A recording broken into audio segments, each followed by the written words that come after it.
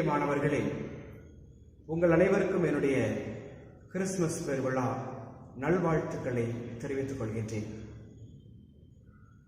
முதலாக குடிலமைத்த புனித Francisco Assisi எதற்காக இந்த குடிலை அமைத்தார் என்பதை பற்றி வரலாற்று பூர்வமாகவும் அவருடைய வாழ்க்கை அனுபவத்திலிருந்து இப்படி நிகழ்ந்திருக்கலாம் என்கின்ற ஒரு யூகத்தின் அடிப்படையிலும் உங்களுக்கு இந்த குடில் அமைத்த அந்த நிகழ்வை பற்றி தெரிவிக்க நான் ஆசைப்படுகின்றேன்.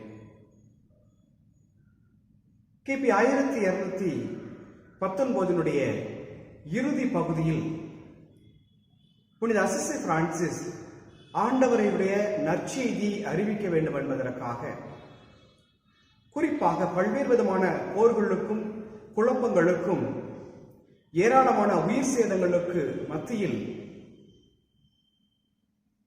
எருசலேமை கைப்பற்ற வேண்டும், ஆண்டவர் பிறந்த அந்த பெத்லகேம் தமது கைகளில் கிடைக்க வேண்டும் என்பதற்காக திருச்சபை பல்வேறு விதமான சிலுவை போர்களை நிகழ்த்தியது.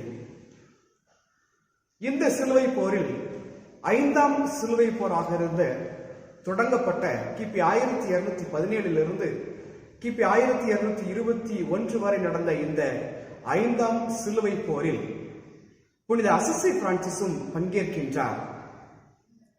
இஸ்லாமிய சகோதரர்களை அழித்தொழிப்பதற்காக அல்ல, அல்லது எருசலேமை கைப்பற்ற வேண்டும் என்ற முனைப்போடு செல்வதற்காக அல்ல, அல்லது இயேசு பிறந்த அந்த பெத்லகேம் என்ற ஊரை தங்களுடைய கட்டுப்பாட்டிற்குள் கொண்டு வர வேண்டும் என்பதற்காகவும் அல்ல.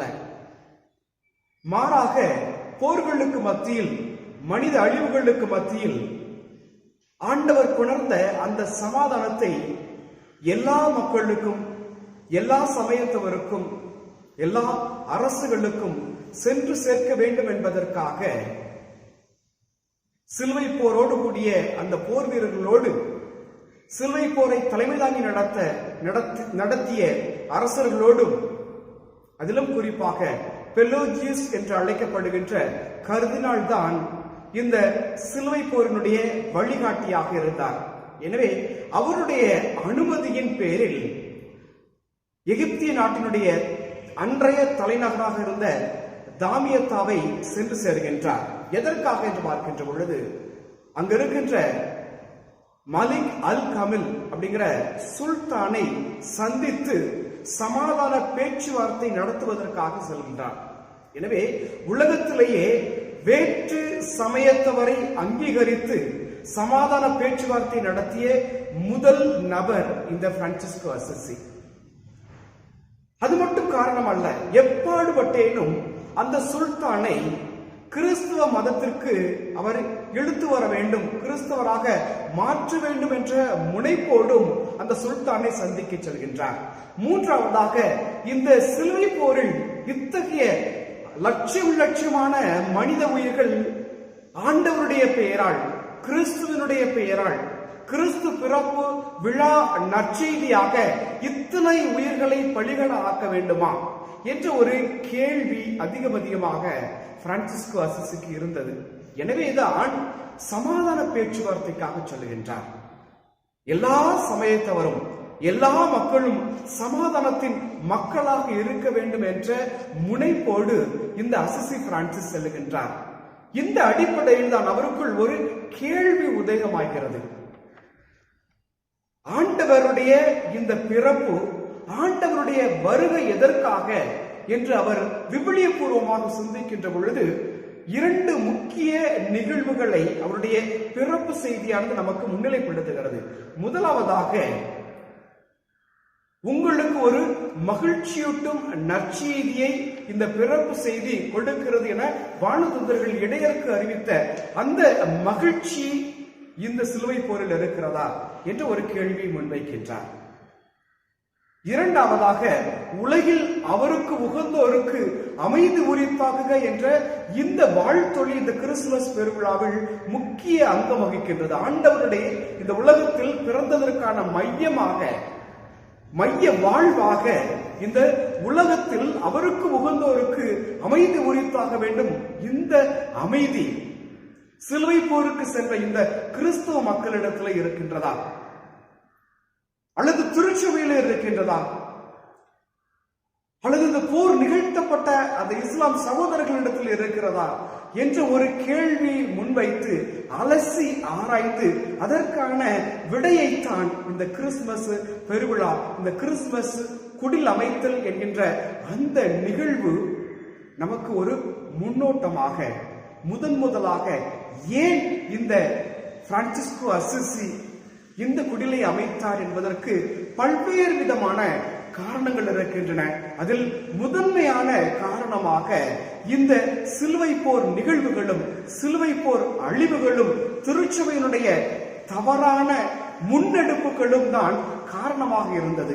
எனவேதான் அமைதியை தேடி அந்த அமைதியை கொணர்ந்த இந்த குழந்தை இயேசுவை குடிலாக அமைத்து இவர் அமைதியின் கடவுள், அமைதியில் தன்னை சந்திக்க வருகின்ற ஒவ்வொருவருமே அமைதியை பெற வேண்டும் என்பதற்காகத்தான் முதலாக இந்த அசிசி பிரான்சிஸ் குடில் அமைக்கின்றார்.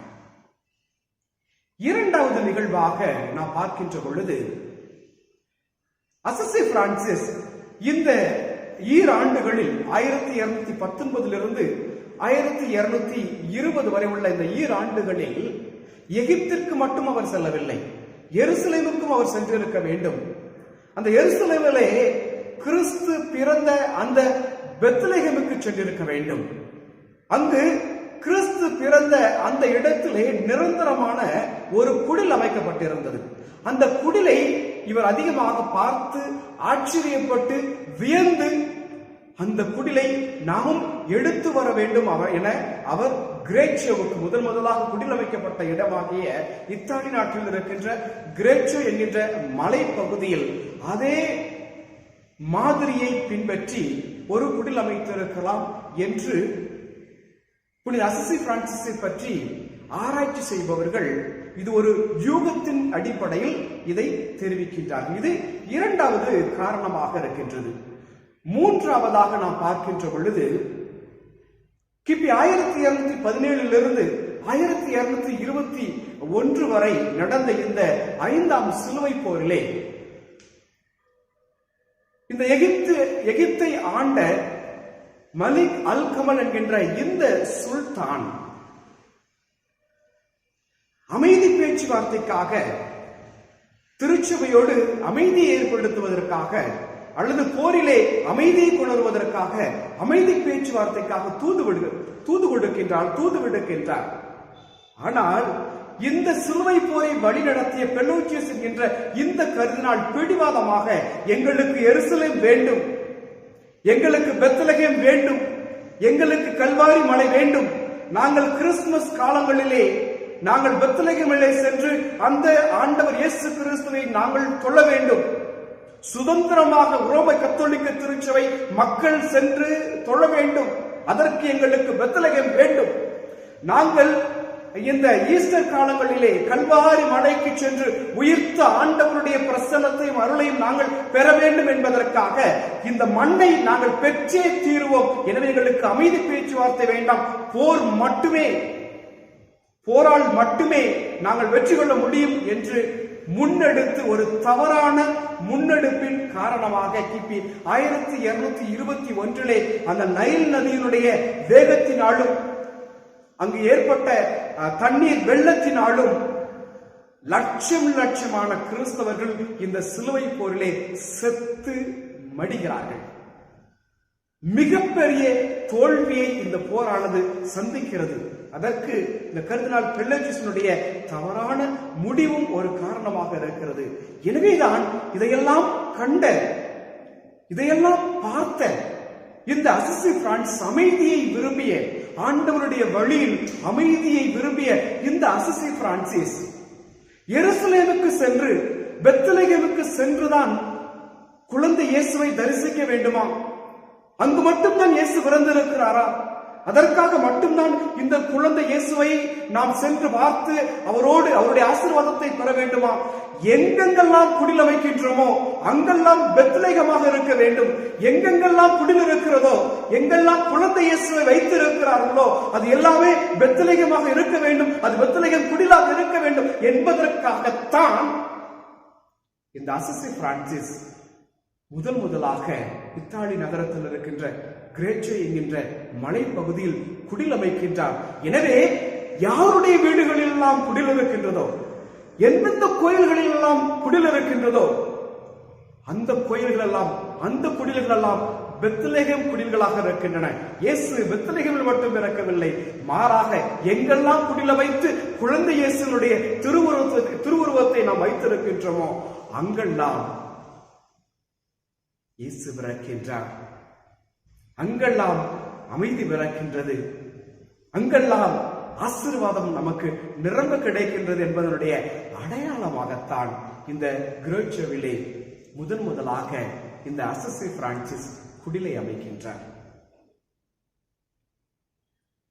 பிரியமானவர்களே, எத்தனையோ பல நிலைகளில் நாம் இந்த குடிலை பற்றி நாம் சிந்தித்தாலும் இறுதியாக புனித அசிசி பிரான்சிஸ் வாழ்க்கையில் சுல்தானை சந்தித்து விட்டு தனக்கு கொடுக்கப்பட்ட இறை அறிவினாலும் இறை சிந்தனையாலும் தன்னுடைய இந்த சபை லட்சமான மக்களை, ஆயிரக்கணக்கான குருக்களையும் துறவிகளையும் சகோதரர்களையும் பெற்று தந்து இந்த சபையிலே மாபெரும் குழப்பங்கள் ஒருவேளை நடந்திருக்கலாம். காரணம், ஓராண்டுகளுக்கு மேலாக இந்த சபையை விட்டு, சபை தலைவருக்குரிய பதவியை விட்டு, இந்த அசிசி நகரத்தை விட்டு சென்ற இந்த அசிசி பிரான்சிஸ் நிச்சயமாக திரும்பி வருவாரா வரமாட்டாரா என்று தெரியாத நிலையில்தான் அங்கே இந்த சபையிலே நிச்சயமாக குழப்பங்கள் இருக்கும், பிரச்சனைகள் இருக்கும் என்பதற்காகத்தான் தன்னுடைய கொடுக்கப்பட்ட இந்த சிந்தனையின் அடிப்படையில் அசிசி பிரான்சிஸ்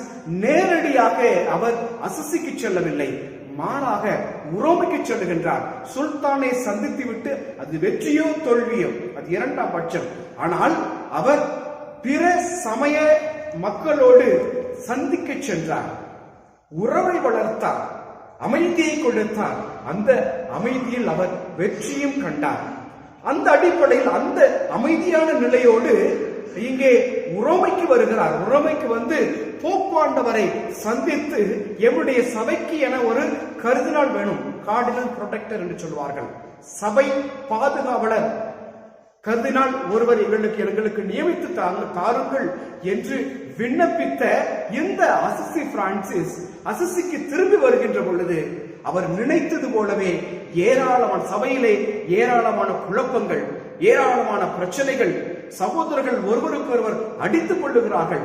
காரணம், இந்த அசிசி பிரான்சிஸ் முன்னெடுத்த தரித்திர ஏழ்மை என்கின்ற இந்த வாழ்வை நாங்கள் ஏன் பின்பற்ற வேண்டும் என்று ஒரு பிரிவினரும், இந்த அசிசி பிரான்சிஸை போல அல்லது அவருடைய வழித்தொண்டராக இருக்கின்ற அவருக்கு காரணியாக இருந்த ஆண்டவர் இயேசு கிறிஸ்துவை போல நாங்களும் இந்த தரித்திர ஏழ்மையை, உண்ண உணவில்லாமல், உடுத்த உடையிடாமல், இருக்க இடமில்லாமல், வானத்து பறவைகளுக்கு கூடுகள் உண்டு, நரிகளுக்கு பதுகூலிகள் உண்டு, மனுமகனுக்கோ தலை சாய்க்க கூட இடமில்லை என்கின்ற அதே கோட்பாட்டை பின்பற்றி வாழ்ந்த இந்த அசிசி பிரான்சிஸுடைய வழித்தோன்றல்களில் ஒரு பிரிவினர் நாங்கள் இந்த தரித்திர ஏழ்மையின்படி வாழ்வோம் என்று ஒரு பிரிவினரும், எங்களால் இது சாத்தியமில்லை என இன்னொரு பிரிவினரும், எங்களுக்கென நாங்கள் கான்வென்ட் அல்லது ஃப்ரையரை அமைத்துக் கொள்வோம் என்ற இந்த பிரிவினர்கள் வாக்குவாதம், இவர்களுக்குள் ஏராளமான பிரச்சனைகள். இந்த பிரச்சனைகளை தீர்க்க இயலாமல் அல்லது தீர்க்க முடியாமல் இந்த அசிசி பிரான்சிஸ் தன்னுடைய தலைவருக்குரிய ஜெனரல்ஷிப் என்று சொல்வார்கள், சபை தலைவருக்குரிய அந்த பதவியை துறந்து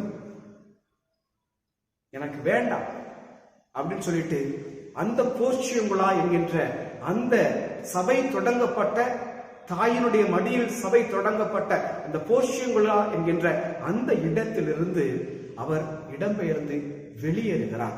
வெளியேறியவர் ரியத்தி, கியத்தி, கிரேச்சோ, லாவேர்னா போன்ற மொந்தே கசேலோ போன்ற பல்வேறு இடங்களிலே இடமிடமாக இடம்பெயர்ந்து நகர்ந்து செல்லுகின்றார். அவருக்கு நிரந்தரமான ஒரு இடமில்லாமல் தலைவருக்குரிய பதவியை இழந்த நிலையில் ஏற்கனவே எகிப்து நாட்டிலே அவர் பெற்ற பல்வேறு விதமான நோயின் தாக்கத்தினாலும் இங்கே அசிசியில் இருக்கின்ற அல்லது அசிசியை சுற்றி உள்ள இந்த மலேரியா காய்ச்சல் என்கின்ற இந்த நோயினுடைய தாக்கத்தினாலும் சபையில ஏற்பட்ட இந்த குழப்பத்தை சரி செய்ய முடியவில்லை என்கின்ற மனக்குழப்பத்தினாலும் தனிமையை நாடுகிறார். அந்த தனிமையில் ஆண்டவர் எப்படி வாழ்ந்திருக்க முடியும்? அவருக்கும் ஏராளமான பிரச்சனைகள், பரிசேயர்களால் பிரச்சனை, சதுசேயர்களால் பிரச்சனை, தன்னுடைய சக சீடர்களால் பிரச்சனை, பல்வேறு விதமான நபர்களால் நடந்த அந்த பிரச்சனையில் தனிமைப்படுத்தப்பட்ட அந்த இயேசு எப்படி வாழ்ந்திருக்க முடியும்? இதற்காக அவர் தன்னை கடவுள் நிலையில் இருந்த அவர் மனித நிலைக்கு உருவெடுத்தார் என்பதை தெரிந்து கொள்வதற்காக இவருடைய இந்த தனிமை, இவருடைய இந்த பிரச்சனைகள், இவருடைய இந்த குழப்பங்கள், இவருடைய இந்த தேடல்களுக்கு ஒரு விடையாகவும் முதலாக கிறிஸ்துமஸ் குடிலை அவர் ஏற்படுத்துகின்றார். இது எதற்காக என்று பார்க்கின்ற பொழுது, ஒரு தனிமையில் இருப்பவரை இந்த கிறிஸ்துமஸ் பெருவிழா அங்கீகரிக்கின்றது, அவரை ஏற்றுக்கொள்ளுகின்றது, அவருக்கு ஆறுதலாக இருக்கின்றது, அவருக்கு அடைக்கலமாக இருக்கிறது என்பதனுடைய அடையாளமாகத்தான் கிறிஸ்துமஸ் குடிலை முதலாக கிபி 1221 அந்த இரவு பொழுதிலே, டிசம்பர் மாதம் 24ஆம் தேதி அந்த இரவு பொழுதினிலே அசிசி பிரான்சிஸ் குடில் அமைத்து ஒரு மாபெரும் ஆசீர்வாதத்தை நமக்கெல்லாம் பெற்றுத்தரக்கூடியவராக இருக்கின்றார். எனவே இந்த கிறிஸ்துமஸ் பெருவிழா, இந்த கிறிஸ்து பிறப்பு நிகழ்வானது நமக்கு ஒரு சிறந்த ஆறுதலை தர வேண்டும், ஒரு சிறந்த அடைக்கலமாக இருக்க வேண்டும், ஒரு சிறந்த ஆசீர்வாதத்தை தர வேண்டும். நாம் மகிழ்ச்சியின் மக்களாக, சமாதானத்தின் மக்களாக நாம் வாழ வேண்டும் என்ற வாழ்த்தொழியை அசிசி பிரான்சிஸ் நமக்கு கொடுக்கின்றார். அந்த வாழ்த்தை பெற்ற மக்களாக வாழ்வோம். இறைவன் நம்மை நிறைவாக ஆசீர்வதிப்பாராக. ஆமென். God bless you all.